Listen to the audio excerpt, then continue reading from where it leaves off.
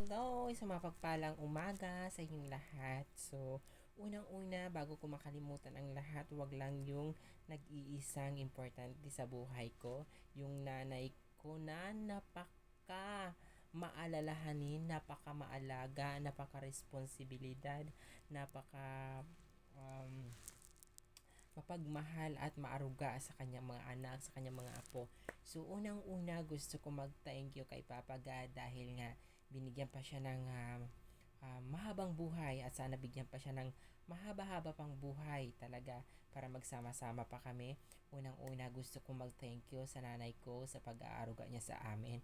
Sa simula ng bata pa kami hanggang ngayon na matanda na kami, andyan pa rin siya, nag-aalala sa amin, nagmamahal sa amin, nag-aaruga sa amin. Nanay, thank you so much for everything.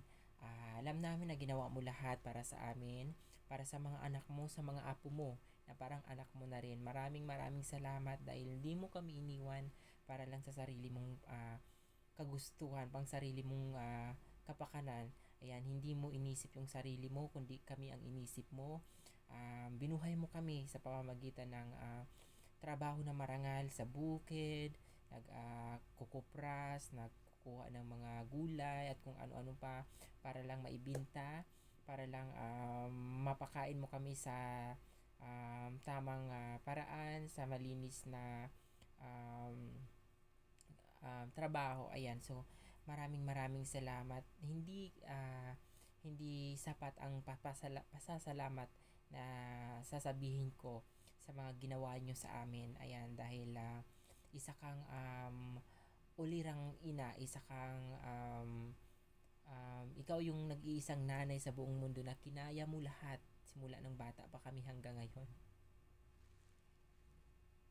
Very emotional ako lagi kapag nagbibigay ako ng message sa'yo dahil ramdam ko yung hirap mo, ramdam ko yung pag-aaruga mo sa amin, pagmamahal mo sa amin simula nung bata pa kami.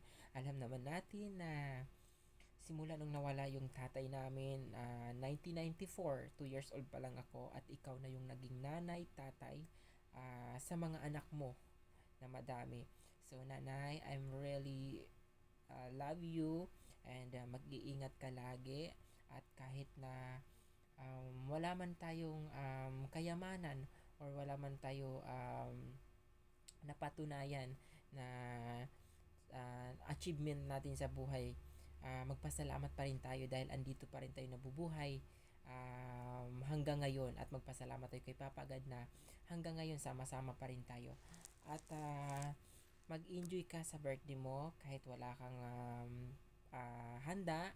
Mag-thank you tayo kay Papa God na binibigyan ka pa rin ng kalakasan, maayos na pangangatawan. Ngayong 73 ka na, sana hiling namin sa kay Papa God na bigyan ka pa ng mahaba pang buhay na magsama-sama pa tayo. Nanay, alam mo yan, hindi ko masabi sa'yo in personal. I love you so much and I missed you. Ayan. So, wala man ako may tulong sa ngayon pero sisikapin ko na makatulong sa'yo, makabawi. Ayan, sa mga naibigay mo sa akin. Ayan, maraming salamat sa pagmamahal, pag-aalala, pag-aaruga mo sa aming lahat. Ayan, maraming salamat and mabuhay ka ng matagal. Nanay, I love you so much. Ayan, sana maging maayos na yung lahat, yung buhay natin kahit na hindi naman tayo naghahangad ng maging mayaman or maging ano sa buhay kundi makakain tayo sa isang araw 3 beses at wala tayong mga sakit. Ayan, so maraming salamat nanay for everything. Ayan, pasensya ka na dahil every time na nagbe-birthday ka, wala akong maibigay sa'yo, wala akong regalo, kundi nagpipray lang ako kay Papa God na bigyan ka pa ng mahabang buhay, nanay. I love you so much.